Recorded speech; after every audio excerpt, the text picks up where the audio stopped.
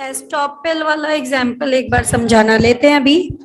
अच्छा, audio video clear है क्या? एक बार कंफर्म करो बेटा एक बार। हाँ अर्णव बताना एक बार। कृतिका, जयंत, यस। तो अब देखो एक बार एस्टॉपेल वाला एग्जाम्पल जो मैंने आपको दिया था वो रिपीट कर रही हूँ।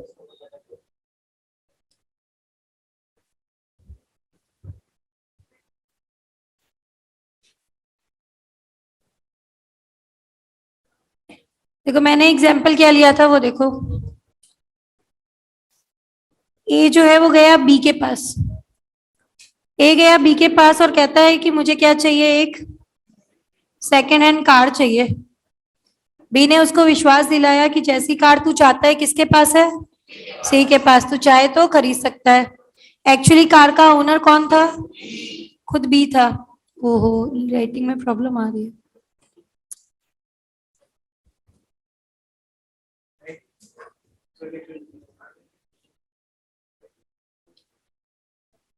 ओनर कौन था? खुद बी, ठीक है। और सी कौन है? सेलर। ए ने क्या किया, बी की बात पे विश्वास करके ये कार सी से खरीद ली। पैसे देके खरीदी थी तो ये हमारा बन गया bonafide purchaser. Sale will be valid. बी कभी ये नहीं कह पाएगा किसी के पास बेचने का राइट नहीं था, कार तो मेरी थी। The owner of the goods will be estopped by his conduct from denying the seller's authority to sell the goods. Owner कभी ये नहीं कह पाएगा, मना नहीं कर पाएगा, डिनाई नहीं कर पाएगा दैट सेलर के पास गुड्स को बेचने का राइट नहीं था, गुड्स तो मेरे थे। ठीक है, ये कॉन्सेप्ट हमने पढ़ा था। आई थिंक यहां तक पूरा हो गया था हमारा, नेमो दैट कंप्लीट हो गया था। तो rules regarding delivery of goods लेने हमें, जो कहां पे मिलेंगे आपको, मिस्टेक वाला एक पीडीएफ भेजा था बेटा, जिसमें मिस्टेक वाली शीट थी ना, उस वाले के अंदर ही, जिसमें रेसिप्रोकल प्रॉमिस वाले रूल्स पढ़े थे, डैमेजेस पढ़े थे, क्वांटम मेरिट, है ना, वही वाला फोल्डर है ये मेरा। और उसके अंदर आ रहा है रूल्स रिगार्डिंग डिलीवरी जो हम लेने जा रहे हैं। रूल्स रिगार्डिंग डिलीवरी क्या कहते हैं वो सुनो पहले भाई। कि डिलीवरी अपन ने बोला था कोई भी ऐसा काम करना जिससे गुड्स का पोजीशन सेलर के हाथ से किसके पास पहुंचा है, बायर और हिज एजेंट, तो उसको क्या बोला जाएगा, डिलीवरी ऑफ गुड्स। ठीक है, अब रूल्स रिगार्डिंग डिलीवरी यहाँ पे दिए हुए हैं, एक एक करके मैं आपको समझाती हूँ और आप देखो इनको, है ना। पहला, पार्शियल डिलीवरी। अभी आईसीआई से नहीं लेना आपको, आईसीआई से मैं खुद बता दूंगी, है ना। पहले यहां से समझ लो, पार्शियल डिलीवरी वाला पॉइंट तो आपको लेना भी यहीं से है। अगर पार्शियल डिलीवरी की गई है, पार्ट डिलीवरी की गई है, और पार्ट डिलीवरी फुल डिलीवरी के इरादे से की गई है, तो इफेक्ट लाइक फुल डिलीवरी। और अगर पार्ट डिलीवरी फुल डिलीवरी से सेपरेट करने के इरादे से की गई है, effect like part delivery only. Example से समझते हैं। 50-50 की इंस्टॉलमेंट में गुड्स की डिलीवरी करनी थी। फर्स्ट 50 की डिलीवरी दे दी और आगे 50 की डिलीवरी देने का इरादा है, इफेक्ट लाइक फुल डिलीवरी। और अगर 50 की डिलीवरी दे दी और कहता है कि आगे नेक्स्ट 50 की डिलीवरी मैं नहीं दे पाऊंगा, effect like part delivery. Effect like part delivery क्या लिखा है देखो, if part delivery is done in order to complete the full delivery, effect like full delivery. जैसा कि हमारा केस नंबर 1 था, 50 भेज चुके हैं, आगे 50 भेजने का इरादा है, फुल डिलीवरी। दूसरा क्या बोलता है, if part delivery is done in order to separate it from full delivery, effect like part delivery. Separated from full delivery का मतलब क्या है, 50 तो भेज रहा हूं लेकिन आगे नहीं भेज पाऊंगा, it is in order to separate it from full delivery, तो इसको क्या बोला जाएगा, effect like part delivery only.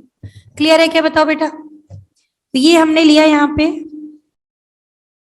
Next rule हमारा क्या कहता है वो देखो, टाइम ऑफ डिलीवरी। डिलीवरी किस टाइम पे की जाएगी। अगर कॉन्ट्रैक्ट में टाइम दिया है तो उसी टाइम पे, और अगर कॉन्ट्रैक्ट में टाइम नहीं दिया है तो reasonable time. And reasonable time is a question of fact and circumstances. Perishable के लिए 2 से 3 दिन और ड्यूरेबल के लिए 2 से 3 महीने भी हो सकता है। क्लियर है क्या, बताओ। नेक्स्ट कहता है एक्सपेंसेस, डिलीवरी के खर्चे कौन उठाएगा, गुड्स के डिलीवरी के खर्चे कौन उठाएगा। तो सुन लो भाई कि गुड्स को डिलीवरेबल स्टेट में लाने तक के खर्चे तो सेलर के, वहां तक की सारी जिम्मेदारी सेलर की, और उसके बाद के सारे खर्चे सारी जिम्मेदारी बायर की। एक्सपेंसेस देखो, up to putting the goods into deliverable state किसके, सेलर के, और उसके बाद के सारे खर्चे किसके, बायर के। तभी तो हम कहते थे कि अगर ट्रांजिट में गुड्स डिस्ट्रॉय हो गए तो जिम्मेदारी किसकी, बायर की। आएगा एक रूल ये भी आएगा, प्लेस ऑफ डिलीवरी, डिलीवरी जो है गुड्स की वो कहां पे की जाएगी उसका रूल है। पहली चीज, कॉन्ट्रैक्ट में जो जगह दी गई है, मैंने आपके साथ कॉन्ट्रैक्ट किया और मैंने क्या बोला आपको कि मुझे गुड्स की डिलीवरी विद्याधर नगर में चाहिए, तो आप बेटा वीडीएन में ही तो दोगे, विद्याधर नगर में ही दोगे कि नहीं दोगे बताओ भाई, in the manner prescribed by the promisee, क्योंकि प्रोमिसी पैसे देता है, यही पढ़ा था ना अपन कॉन्ट्रैक्ट एक्ट में। तो अगर प्लेस दिया हुआ है कॉन्ट्रैक्ट में तो डिलीवरी वहां कर देंगे, बट अगर कॉन्ट्रैक्ट में प्लेस नहीं दिया हुआ है तो लग जाएगा पॉइंट नंबर बी। क्या लिखा हुआ है, सेल के केस में where the goods are at the time of sale, agreement to sale के केस में where the goods are at the time of agreement to sale, और फ्यूचर गुड्स के केस में मैन्युफैक्चरिंग प्लेस और factory.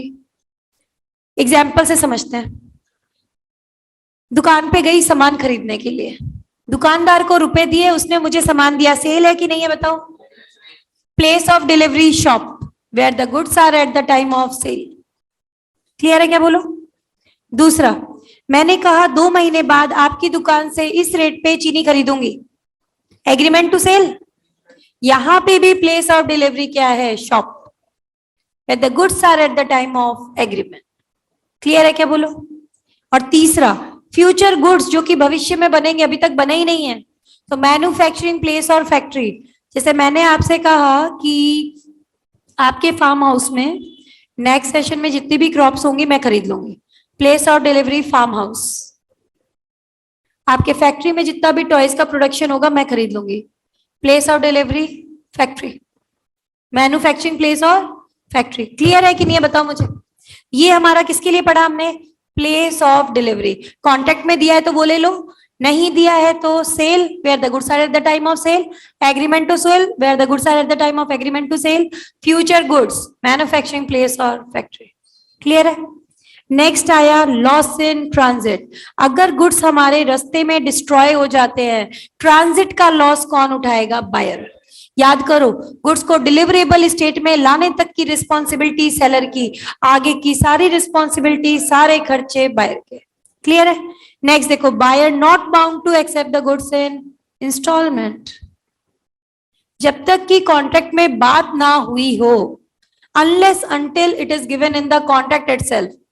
अगर बात हुई थी कि लमसम आप मुझे 100 बेल्स ऑफ कॉटन सप्लाई करोगे, बाद में आप कहते हो मैं तो इंस्टॉलमेंट में दूंगा, I can refuse, I am not bound to accept the goods in instalment unless otherwise agreed, जब तक कि कॉन्ट्रैक्ट में ही इंस्टॉलमेंट में देने की बात ना हुई हो, क्लियर है ना। भाई मैं कह सकती हूँ मुझे तो सारे एक साथ चाहिए, देने हैं तो दो, वरना कॉन्ट्रैक्ट तोड़ दो, डैमेजेस दे दो, समझ आ गई बात।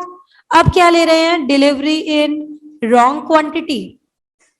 डिलीवरी इन रॉन्ग क्वांटिटी क्या कहती है भाई, कि भाई या तो 3 तरीके के केसेस हम यहाँ कवर करेंगे, देखो, शॉर्ट डिलीवरी, एक्सेस डिलीवरी और मिक्स डिलीवरी, ठीक है। सबसे पहले बात करेंगे शॉर्ट डिलीवरी की। 10 पीसेस मंगवाए थे, आ गए 8, is a case of short delivery.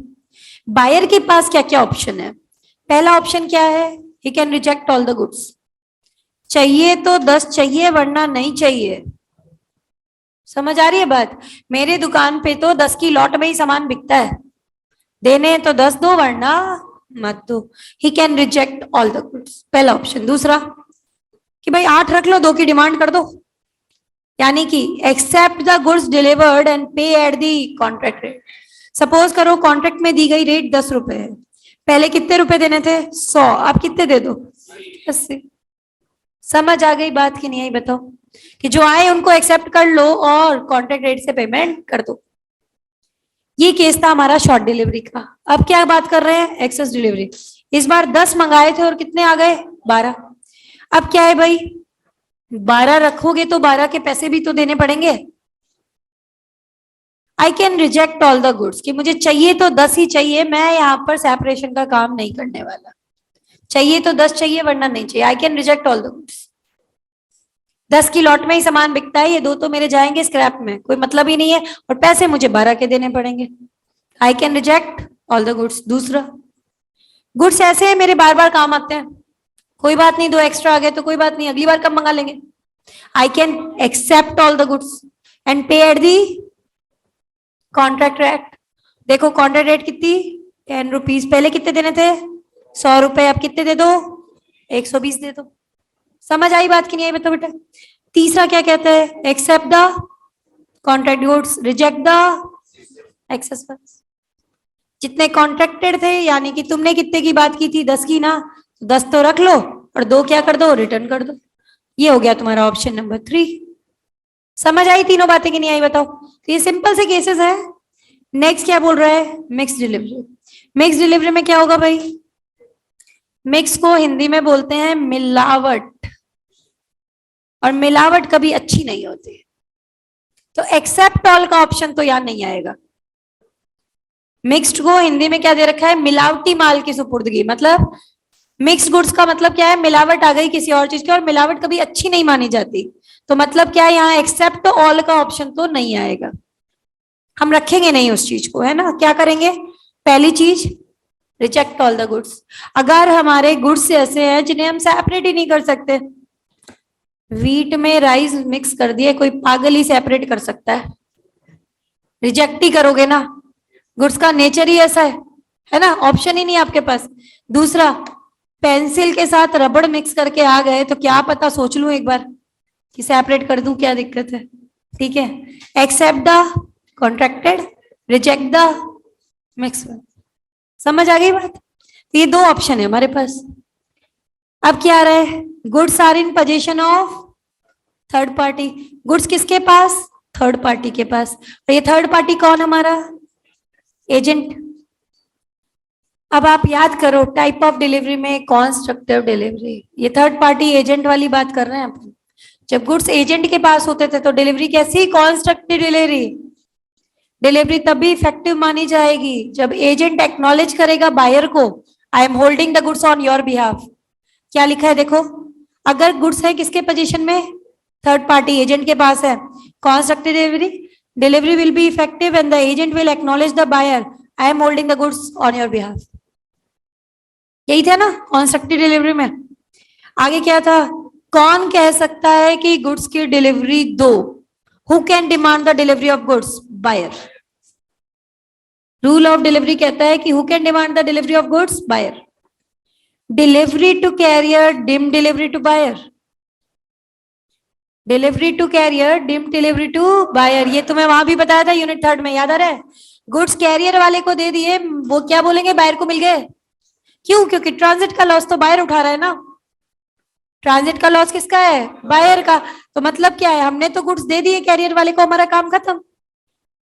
Goods को डिलीवरेबल स्टेट में लाने तक के खर्चे, लाने तक की रिस्पॉन्सिबिलिटी सेलर की, बाद के सारे खर्चे, सारी रिस्पॉन्सिबिलिटी बायर की।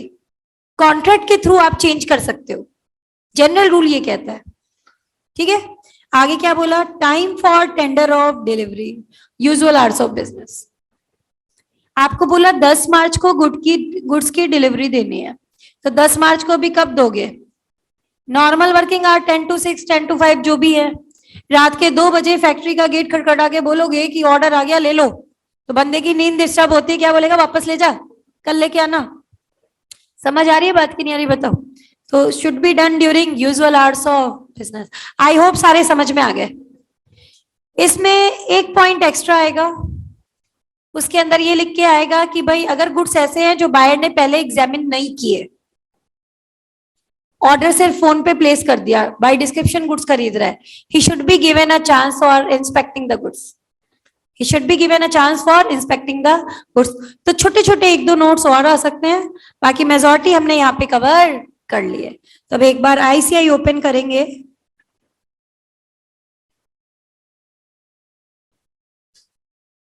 आई थिंक अपन को स्टार्टिंग से ही जाना पड़ेगा, कोई ऑप्शन नहीं है।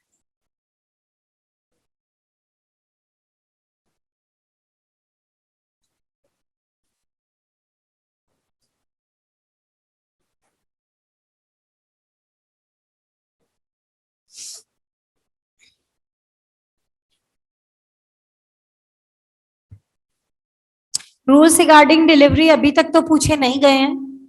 मैंने आपको इजी लैंग्वेज में बता दिया क्योंकि टॉपिक यहाँ थोड़ा सा बड़ा लगेगा आपको। यहाँ एक टॉपिक आ रहा है performance of the contract of the sale, उसके अंदर ये हमारा बेसिकली कवर्ड है। डिलीवरी की डेफिनेशन ऑलरेडी पढ़ चुके हो, टाइप्स ऑफ डिलीवरी आप ऑलरेडी पढ़ चुके हो। नीचे दो चीजें लिख के आ रही है, मैं आइडिया दे देती हूँ, अलग से आपसे पूछेगा ऐसा मुझे लगता नहीं है, लेकिन आप सुन लो। क्या दिया हुआ है? Duties of seller and buyer. Seller की क्या ड्यूटी बनती है? गुड्स की डिलीवरी दे, है ना। और बायर की क्या ड्यूटी बनती है? उनको एक्सेप्ट करे, उसके लिए पे करे। ये ड्यूटीज दी हुई है सेलर और बायर की, सिंपल सी चीज थी। Payment and delivery are concurrent condition. Concurrent condition मतलब they are to be perform simultaneously, one after the other. एक पार्टी ने काम कर दिया तो दूसरी पार्टी को रेडी एंड विलिंग रहना चाहिए अपना काम करने के लिए। कैसे? Unless otherwise agreed, delivery of goods and payment are concurrent condition.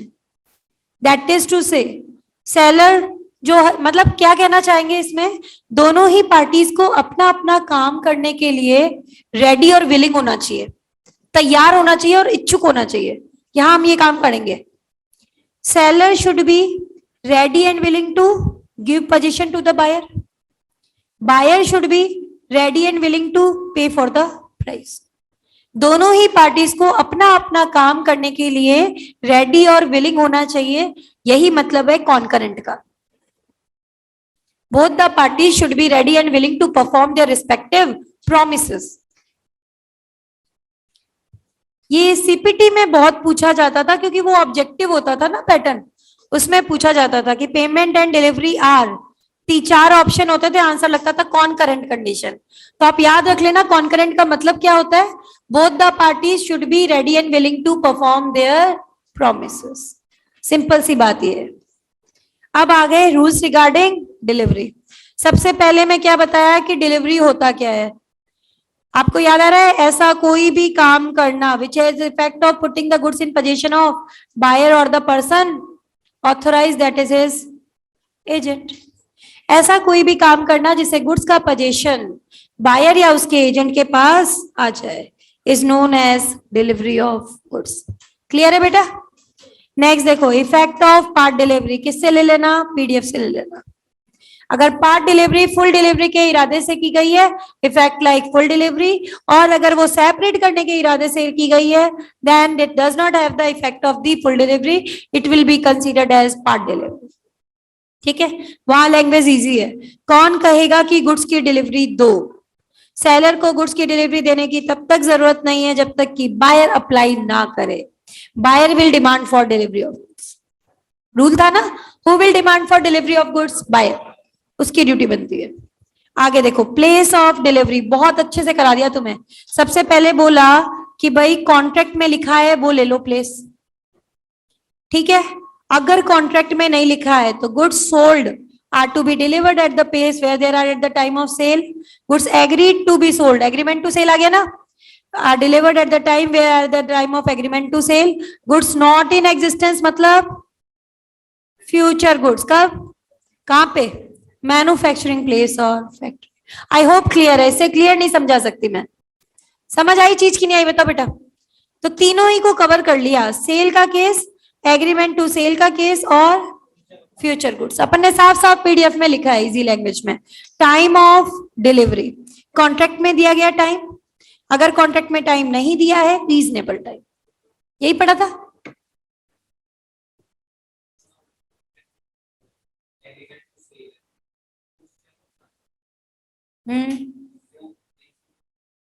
अगर गुड्स ट्रांजिट में है तो डिलीवरी डेस्टिनेशन प्लेस होगी जहां वो गुड्स की डिलीवरी देने की बात हुई है। बेसिकली वो कॉन्ट्रैक्ट में लिखी हुई होती है that the goods will B delivered at this place. वहां पर अपना सीधा ही दिया हुआ होता है कि यहाँ पर गुड्स की डिलीवरी दी जाएगी। It is given in the contract itself, express और इम्प्लाइड। अगर कॉन्ट्रैक्ट में नहीं है तो फिर ऐसे तो नहीं हो सकता कि ट्रांजिट में गुड्स भेजेंगे तो अपन को ये तो पता होगा ना कि गुड्स यहां पर पहुंचेंगे, डेस्टिनेशन प्लेस, वो चीज तो बतानी ही पड़ेगी, चाहे एक्सप्रेस नहीं बताओ बट इम्प्लाइड में पता होगा कि गुड्स यहां पर आएंगे, वहीं से डिलीवरी लेनी है, डेस्टिनेशन प्लेस।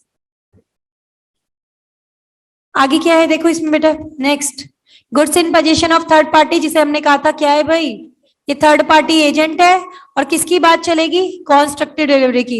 एक ही लाइन कर लेना, कहां से, sale are in the goods are at the time of sale are in position of third person, delivery नहीं होगी until such third person acknowledges the buyer that he holds the goods on his behalf. Time for tender of delivery reasonable are question of fact. Last point था अपने notes में, usual hours of business लिखा था ना, reasonable are. Expenses for delivery, इसको वहीं से कर लेना पीडीएफ से, डिलीवरेबल स्टेट में लाने तक के खर्चे सेलर के, बाद के सारे खर्चे सारी रिस्पॉन्सिबिलिटी बायर।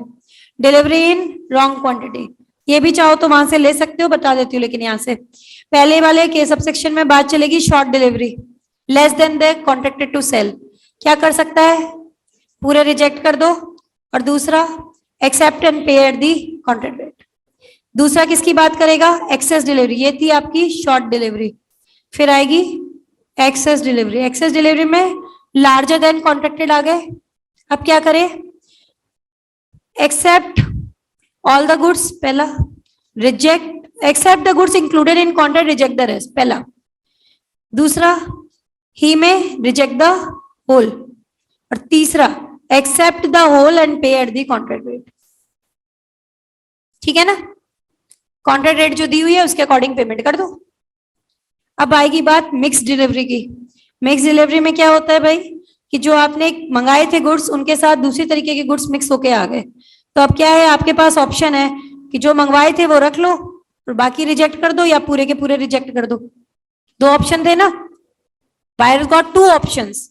पहला क्या है, जो मंगाए वो रख लो, बाकी को रिजेक्ट कर दो। दूसरा पूरे के पूरे रिजेक्ट कर दो। व्हीट और राइस वाला एग्जांपल दिया था ना, कौन सेपरेट करेगा, रिजेक्ट ही करेंगे। ठीक है, आपने 100 quintal of wheat at this rate मंगवाए और डिलीवर हो गए, यहां क्लियर करो, 1000 क्विंटल्स मंगवाए, 1100 क्विंटल आ गए, तो आप क्या कर सकते हो, पूरे का पूरा रिजेक्ट कर सकते हो, या 1000 रख लो और 100 रिजेक्ट कर दो।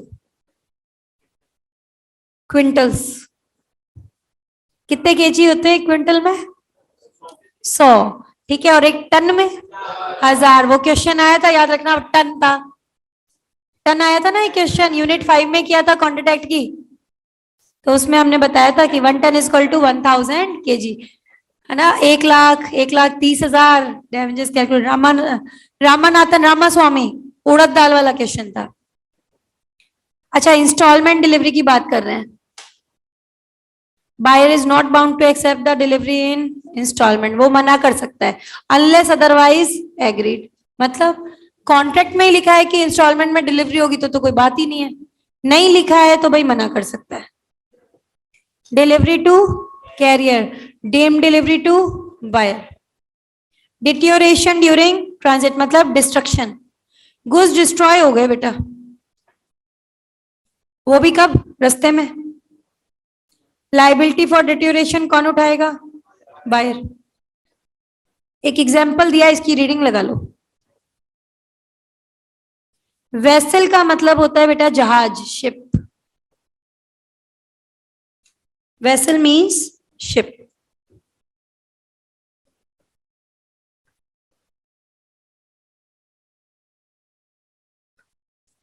अगर आप शिप के थ्रू, पानी के जहाज के थ्रू लोहे की चीजें भेजोगे तो ऑब्वियस सी बात है नॉमिनल रस्टिंग तो आएगी, आएगी कि नहीं आएगी बताओ। थोड़ा बहुत जंग तो लगेगा ना भाई, लोहे की चीज है और भेज रहे हो वाटर ट्रांसपोर्ट से, तो थोड़ा बहुत जंग तो लगेगा ही ना। तो क्या दिया था, rust of rod was so minimal that is not affecting the merchantable quality, buyer is bound to accept the goods. Means of transport ही तुमने ऐसा चुना है, थोड़ा बहुत तो रस्टिंग होगी अगर आप शिपिंग के थ्रू कर रहे हो, बट इससे मर्केंटेबल क्वालिटी में असर नहीं पड़ रहा है। मतलब जिस पर्पस के लिए आप उसे यूज कर सकते थे वो अभी भी कर सकते हो. Is not affecting the merchantable quality, then it's okay. Buyer is bound to accept the goods. समझ आई चीज की नहीं आई बताओ? क्योंकि अगर आप पानी का ट्रांसपोर्ट यूज कर रहे हो और आयरन की चीजें भेज रहे हो तो डीम्ड है. नॉमिनल रस्टिंग तो आएगी आएगी, मिनिमल तो. या तो आप ट्रांसपोर्ट का मीन्स ही दूसरा चुनते, तो इसमें कोई दिक्कत नहीं है. Buyer right to examine the goods, ये मैंने बोला था ना आपको. अगर गुड्स ऐसे हैं जो बायर ने पहले से एग्जामिन नहीं किए तो उसको एक ऑप्शन मिलना चाहिए कि भाई गुड्स देख लो वैसे ही हैं. Where the goods are delivered to the buyer not previously examined by him, he should be given reasonable opportunity of examining them. कि ये कॉन्ट्रैक्ट के अकॉर्डिंग है या नहीं है. क्लियर है क्या? बताओ बेटा. हाँ, ये हमने क्या पढ़े हैं? Rules regarding delivery. रटने की जरूरत नहीं है, रीड आउट जरूर करके जाना.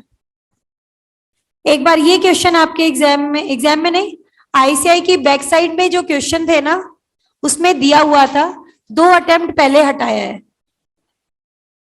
2 अटेम्प्ट पहले हटाया है. तो आपके पूछा जा सकता है कि what are the rules related to acceptance of delivery of goods. 3 section है, 42, 43, 44. अब तुमने सेक्शन 24 पढ़ा था ना, सेल और रिटर्न बेसिस. याद आ रहा है कि पसंद आए तो रख लेना, सेल मान लेंगे, वरना क्या होगा, चीज रिटर्न हो जाएगी. ठीक है, उसका उल्टा ये सेक्शन है और कहेगा बिल्कुल वही बात जो कहा लिखी है 24 में. बस वहां वर्ड यूज किया था goods Saint on approval basis, यहां करोगे एक्सेप्टेंस बेसिस पे गुड्स भेजे हैं. अब बायर कह दे मुझे एक्सेप्ट है ओनरशिप ट्रांसफर्ड, अगर वो कुछ नहीं कहता लेकिन गुड्स भी वापस नहीं करता, on expiry of prescribe time limit, reasonable time limit, ownership transferred, he does an act equivalent to accepting the goods, pledges or sell the goods. जैसे ही प्लेज और सेल करेगा ownership transfer. Same to same provision है, ये देख लो, यहां से पढ़ लो. Acceptance is deemed to take place when the buyer, seller को बता दे मुझे गुड्स एक्सेप्ट है.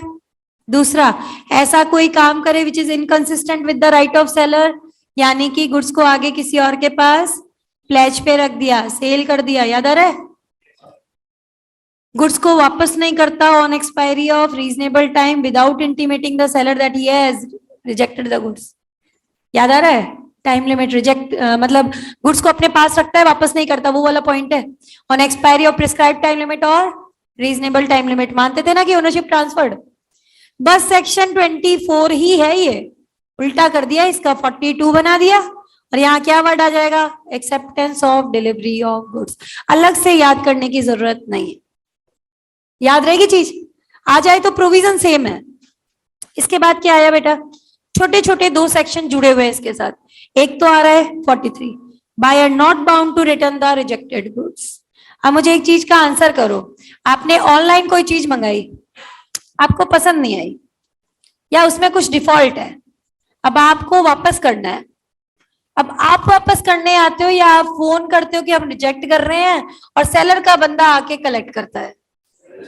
सेलर का बंदा आके कलेक्ट करते हैं ना. It's not the duty of buyer to return the rejected goods, it's the duty of seller to make them collected. क्या लिखा है देखो? Buyer not bound to return the rejected goods. ठीक है, buyer is not bound to return the rejected goods, but आगे add करना, but the seller is entitled to, seller is entitled to notice of rejection. Seller is entitled to notice of rejection.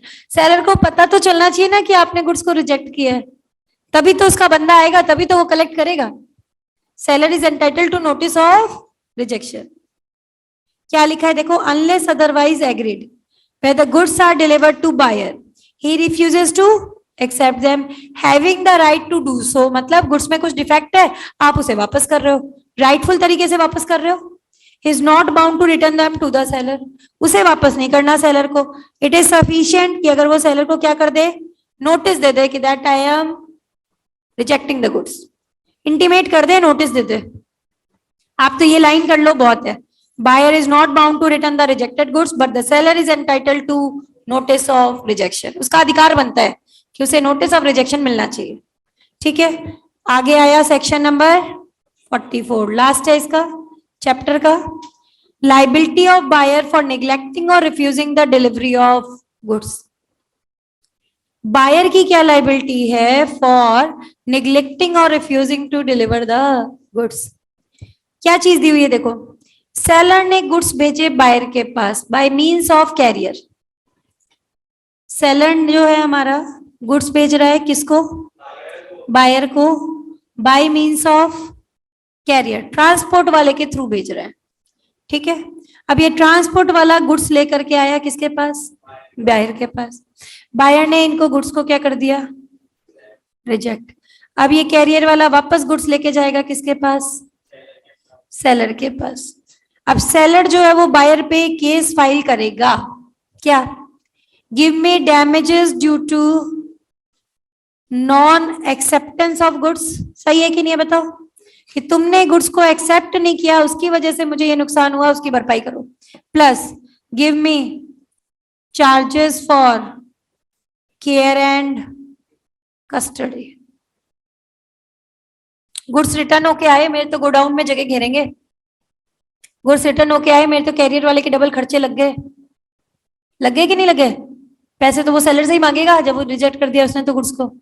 ठीक है, तभी इस case में वो क्या मांगेगा साथ में, charges for care and custody. सुनो क्या कहना चाह रहे हैं, seller is ready and willing to deliver the goods. वो गुड्स की डिलीवरी भेजता है किसके पास, बायर के पास, बट बायर इनको लेने से मना कर देता है। सेलर बायर पे केस फाइल कर सकता है किसके लिए, एक तो कहेगा कि give me damages due to non acceptance plus charges of care and custody. अब इसको पढ़ लो, सेलर तो हमारा इस बार रेडी है, विलिंग है, गुड्स की डिलीवरी देना चाहता है। बायर को रिक्वेस्ट करता है कि गुड्स की डिलीवरी ले लो, लेकिन बायर रीजनेबल टाइम में गुड्स की डिलीवरी नहीं लेता। और अगर कोई नुकसान हो जाता है सेलर को, his liable to the seller for any loss occasioned by his neglect to refuse to take the delivery of goods। उसने डिलीवरी नहीं ली गुड्स की, इसकी वजह से सेलर को कोई नुकसान हुआ है, डैमेजेस देने पड़ेंगे। And also for the reasonable charge for the care and custody of goods, ये भी देने पड़ेंगे। समझ आई चीज की नहीं आई बताओ। इस सेक्शन को इंपॉर्टेंट लगाओ, एक बार केस स्टडी में यूज हो गया। सेलर हमारा रेडी और विलिंग है, गुड्स की डिलीवरी देना चाहता है, बायर से रिक्वेस्ट करता है कि तुम गुड्स की डिलीवरी ले लो, फिर भी बायर रीजनेबल टाइम में गुड्स की डिलीवरी नहीं लेता। अब सेलर केस फाइल कर सकता है, give me damages due to non acceptance of goods plus the charges for care and custody. Clear है क्या बोलो। तो यही चीज अब मैं तुम्हें एक बार एक क्वेश्चन कराने जा रही हूं एमसीसी मॉड्यूल का।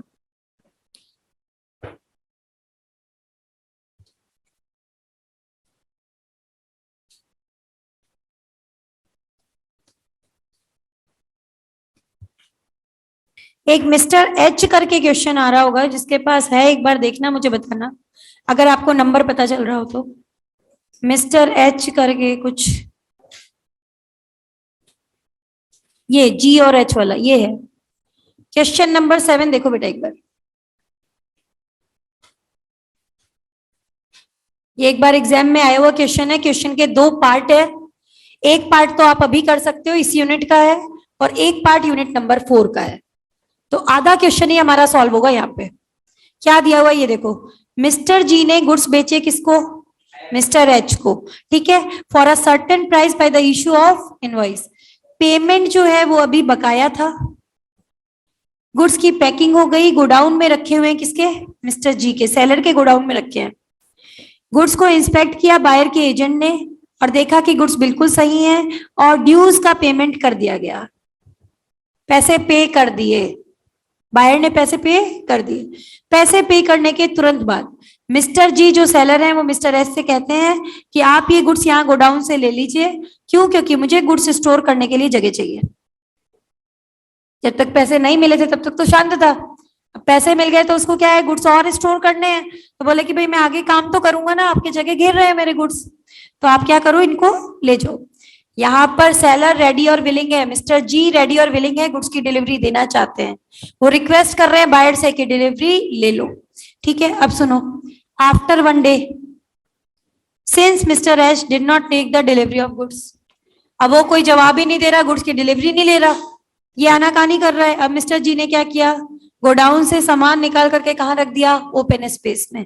बारिश आई और गुड्स डैमेज हो गए। Who will bear the risk? Mister G, mister H? H. क्यों? क्योंकि मिस्टर जी ने तो रिक्वेस्ट की थी कि भाई अपने गुड्स ले जाओ, मिस्टर एच ने नहीं लिया, है ना? Here the seller is ready and willing to deliver the goods. He is requesting the buyer to take delivery of goods, but the buyer is not taking delivery of goods. ठीक है? He will be liable for the damages due to non acceptance of goods. जो भी नुकसान हुआ है उसकी neglect की वजह से सेलर को उसकी भरपाई से करनी पड़ेगी।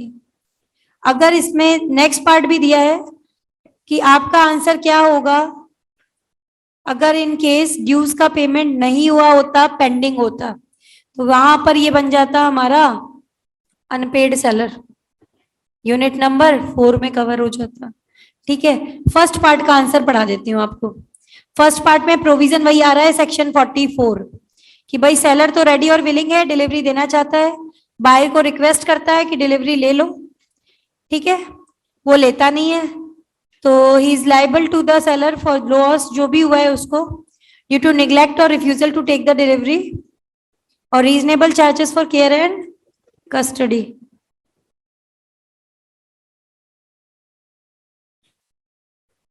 इन द गिवन केस, इसमें बाद में यही बताया है कि risk prima facie passes with ownership, जब तक ओनरशिप सेलर की रिस्क भी सेलर का, जैसे ही ओनरशिप बायर को ट्रांसफर हुई रिस्क भी बायर का। गिवन सिचुएशन, मिस्टर जी जो है उसने ऑलरेडी इंटीमेट कर दिया था कि मुझे गुड्स स्टोर करने के लिए स्पेस चाहिए, है ना, एंड दस मिस्टर एच जो है उनको डिलीवरी ले लेनी चाहिए थी, तो जो भी लॉस हुआ है will have to be borne by mister H. ये सबको समझ में आया कि नहीं आया बताओ? और ये दो वाला सेकंड वाला पार्ट कब कर लेना? जब मैं यूनिट 4 करा दूं। ठीक है, यहाँ पे दे दिया अगर सेटलमेंट कैश में नहीं होता तो क्या बन जाता? Unpaid seller. तो अनपेड सेलर का राइट आएगा टू स्यू फॉर प्राइस, वो यहां देना पड़ेगा, बाद में पढ़ेंगे ये, अभी नहीं है, अपनी इस यूनिट में नहीं है। यहां तक कोई डाउट है क्या ये बताओ मुझे? यहां तक समझ आ गया बेटा? अपन ने यूनिट नंबर 3 वाइंड अप की है।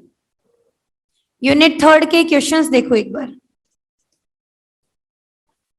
कुछ होमवर्क में दूंगी, कुछ करेंगे अपन। फर्स्ट कर चुके हैं, सेकंड हो गया? नहीं, सेकंड नहीं हुआ। देखो सेकंड वाला क्वेश्चन जो है ना, इसका आंसर आप कैसे देके आना, जो मिस्टर सैम्बल वाला क्वेश्चन था ना, passing of property in case of unascertained goods कराया था ना, उसका आंसर देके आना, बिल्कुल सेम है।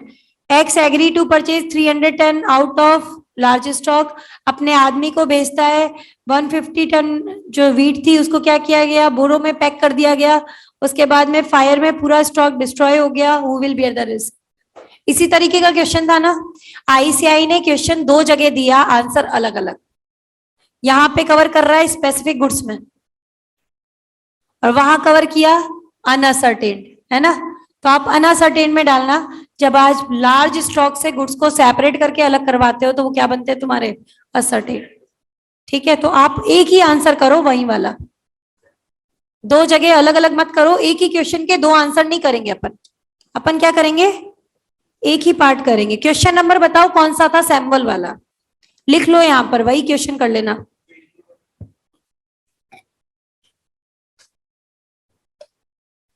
क्वेश्चन नंबर क्या है? 8। तो लिख लो same as question number 8, answer वैसा देना जैसा क्वेश्चन नंबर 8 में दिया है।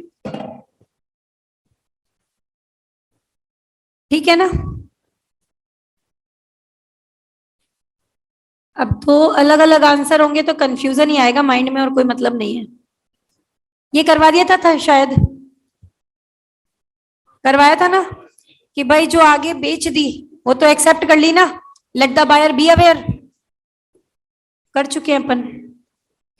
हॉर्स तुम्हें होमवर्क में दिया था, ट्रायल बेसिस पे दिया, और ट्रायल पीरियड के दौरान हॉर्स की डेथ हो गई, who will bear the risk? Seller, क्योंकि ओनरशिप तो अभी तक बायर को मिली नहीं थी ना।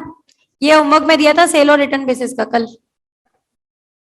ये मैंने खुद ने करा दिया, जोशी वाला करा दिया ना, जे वाला करा दिया था, ये वाला मर्केंटाइल एजेंट ऑथराइज प्राइस से नीचे बेच देता है, सेल विल बी वैलिड। जी वाला अभी अभी किया ये क्वेश्चन, सैम्बल करा दिया था अनसर्टेन गुड्स वाला, ये क्लास में डिस्कस किया है मैंने। आर के वाला है ना, मिस आर मिस के मिस्टर के। एक सेकेंड, हाँ ये कल होमवर्क में दिया था, हो गया था क्या या नहीं देखा था? देख लेना, इजी है, हो जाएगा, है ना। रीडिंग लगा लेना एक बार। और ये हो गया तुम्हारा हायर परचेज। कोई डाउट है क्या यहाँ तक, ये बताओ मुझे। यूनिट हमने वाइंड अप कर दी है, और यूनिट में थोड़ा सा पोर्शन स्टार्टिंग का था जो इतना रेलेवेंट नहीं था, इसलिए अपन ने नहीं किया। एक बार बिल्कुल स्टार्टिंग में जाओ।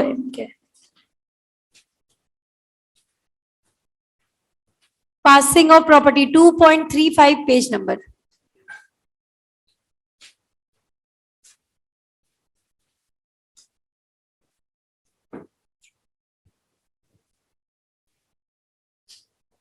Transfer of property in goods from seller to buyer depends on two factors.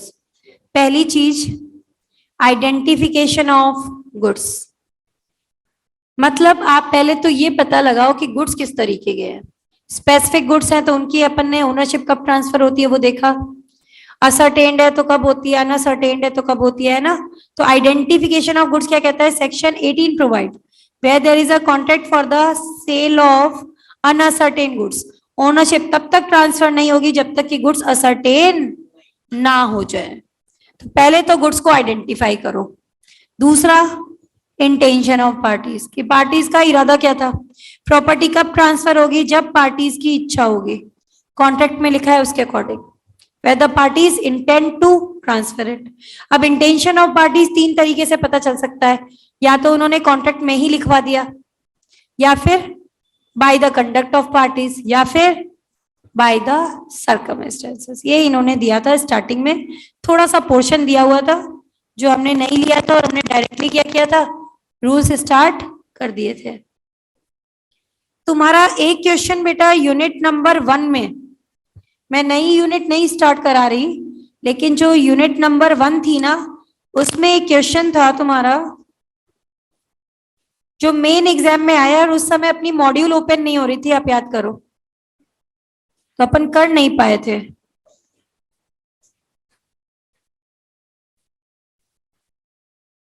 ये वाला क्वेश्चन आया है अभी एग्जाम में, बस नाम बदले हैं, और क्वेश्चन आईसीआई ने ये वाला दिया है। आप एक बार इसकी रीडिंग लगाओ। इस बार आया एग्जाम में ऐसा क्वेश्चन। अर्चिका एक ज्वेलरी शॉप पे गई, शॉपकीपर से बोला गोल्ड बैंगल्स दिखलाओ व्हाइट पॉलिश में। शॉपकीपर ने बोला कि गोल्ड बैंगल्स तो है, काफी सारी डिजाइन है, लेकिन व्हाइट पॉलिश में नहीं है। ठीक है, पढ़ो आगे। अर्चिना ने सिलेक्ट किए क्या, गोल्ड बैंगल्स। उसने बोला आप सिलेक्ट कर लो, व्हाइट पॉलिश हम करवा देंगे without any extra cost. Archika ने डिजाइनर बैंगल सिलेक्ट कर लिए। Shopkeeper requested Archita to come after 2 days ताकि उनपे व्हाइट पॉलिश हो जाए। ठीक है, अर्चिका आई 2 दिन बाद में इनकी डिलीवरी लेने के लिए, तो उसने नोटिस किया कि व्हाइट पॉलिश की वजह से बैंगल्स की डिजाइन डिस्टर्ब हो गई है। अब वो इस कॉन्ट्रैक्ट को क्या करना चाहती है, अवॉइड करना चाहती है, और शॉपकीपर से क्या बोल रही है, पैसे वापस करो। और शॉपकीपर क्या कर रहा है, मना कर रहा है। आपसे पूछा गया है स्टेट विद रीजन, क्या अर्चिका ये अमाउंट रिकवर कर सकती है। दूसरा क्वेश्चन हमसे क्या पूछ रहा है कि अगर शॉपकीपर कहता है कि रिपेयर कर देता हूं लेकिन एक्स्ट्रा कॉस्ट लूंगा, तो क्या शॉपकीपर एक्स्ट्रा अमाउंट ले सकता है। ये तुम्हारा एग्रीमेंट टू सेल है, ये on the happening of condition है। वो कहता है व्हाइट पॉलिश करवा दूंगा, शर्त लगी है वहां पर। जब तक व्हाइट पॉलिश नहीं होगी ओनरशिप ट्रांसफर होनी ही नहीं है, और काम सही से नहीं हुआ तो एग्रीमेंट टू सेल सेल में कन्वर्ट होता ही नहीं है। एग्रीमेंट टू सेल सेल में कब कन्वर्ट होता है, जब कंडीशन फुलफिल हो जाए या टाइम पीरियड एक्सपायर हो जाए। तो यहाँ क्या दे रखा है कि can Archika recover the amount of sale of bank under the sale of goods act? Answer is yes, क्योंकि सिर्फ क्या हुआ था, एग्रीमेंट टू सेल हुआ था, उसमें उसने कहा था वो व्हाइट पॉलिश करवा देगा, ठीक है, लेकिन उसने जिस तरीके से काम किया उससे ओरिजिनल डिजाइन ही डिस्टर्ब हो गई, कंडीशन सही से पूरी नहीं की, इसका मतलब पूरी नहीं की, शी कैन रिजेक्ट इट। दूसरा, शॉपकीपर कहता है सही तो करा दूंगा, एक्स्ट्रा कॉस्ट लगेगी, काहे की एक्स्ट्रा कॉस्ट? यहाँ साफ साफ लिखा हुआ था without any extra cost, question में आया देखो, इसने कहा था ना व्हाइट पॉलिश करा दूंगा, ये वाली लाइन पढ़ो और ये वाली विदाउट एनी एक्स्ट्रा कॉस्ट। अब ये देखो मैंने बुक में क्वेश्चन डलवा रखा था क्योंकि ये आरटीपी का है, कुछ अलग से भी क्वेश्चन आते हैं कई बार। क्या दिया हुआ है देखो, section 4(3) under a contract of sale, property in goods transfer from seller to buyer, तुरंत ट्रांसफर हो तो क्या बोलते हैं? सेल। लेकिन अगर फ्यूचर में हो और ऑन हैपनिंग ऑफ कंडीशन हो तो क्या बोलोगे? Agreement to sale. मतलब एग्रीमेंट टू सेल सेल में कब बदलता है? जब टाइम लिमिट एक्सपायर हो जाए या कंडीशन फुलफिल हो जाए, ठीक है। On the basis of above provision and fact it can be said that there is an agreement to sell between Archika and shopkeeper. ये सिर्फ क्या था? Agreement to sell. प्रॉपर्टी कब ट्रांसफर होगी? Only the fulfilment of condition. White polish was done but original design disturbed, Archika has the right to avoid the agreement. समझ आई बात? फिर क्या बोला, शॉपकीपर ऑफर करता है सही करा दूंगा, एक्स्ट्रा चार्ज दे दो, तो भी नहीं भाई, he can not charge anything extra from Archika, ठीक है। तो जो ये क्वेश्चन यहां से पढ़ के गया उसका तो गलत होगा नहीं, समझ आ रही है बात? इसी वजह से मैं कहती हूँ एमसीसी बुकलेट का एक एक क्वेश्चन पीछे का करके जाना है। डिट्टो एग्जाम में आया है, सिर्फ नाम बदले, गोल्ड की जगह डायमंड कर दिया, ऐसे वर्ड बदले हैं, और सेम क्वेश्चन है और आंसर भी है ना, मेरी गारंटी है यही जाएगा, क्योंकि किस में आया पहले? आरटीपी में, आरटीपी के बाद किस में डाल देगा इसे? मेन एग्जाम में। तो आरटीपी एमटीपी वाले क्वेश्चन आ जाते हैं कई बार घूम फिर के, इसलिए वो पहले से ही यहाँ पे डलवाए हुए हैं। ये वाला देखना, ऐसा मैंने कुछ डिस्कस किया था तुम्हारे साथ, कब डिस्कस किया था? अच्छा टाइम हो रहा है, एक काम करो, इसको टिक लगा लेना, डू इट योरसेल्फ, जब भी टाइम मिले कर लेना, इसको मेंशन रहेगा तुम्हारे सामने कि हमें ये करना है।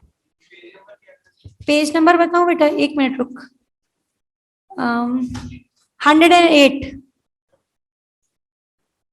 ऐसे सिंपल सा लॉजिक है, बताऊं क्या है ये लॉजिक? ये कहेगा कि अगर प्राइस के बारे में डिस्कशन नहीं हुआ तो कॉन्ट्रैक्ट वॉइड नहीं होता, you have to take reasonable price, market price. Unit 1 में क्लियर किया था ना, वही चीज पे क्वेश्चन है, आरटीपी में डाला है। कर लोगे यहां तक बेटा? तो आज यहां तक का matter low. Any query from anyone? Most welcome.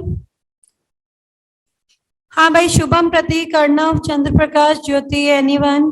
कोई क्वेरी है तो बताओ, नहीं तो नो डाउट टाइप करो बेटा, फिर अपन क्लास लीव करते हैं। कल से यूनिट नंबर 4 स्टार्ट करेंगे, अनपेड सैलरी स्टार्ट होगी यूनिट कल। हाँ भाई, कोई क्वेरी है तो बोलो मुझे, अदरवाइज नो डाउट टाइप करो, लीव करेंगे फिर। नहीं है? चलो।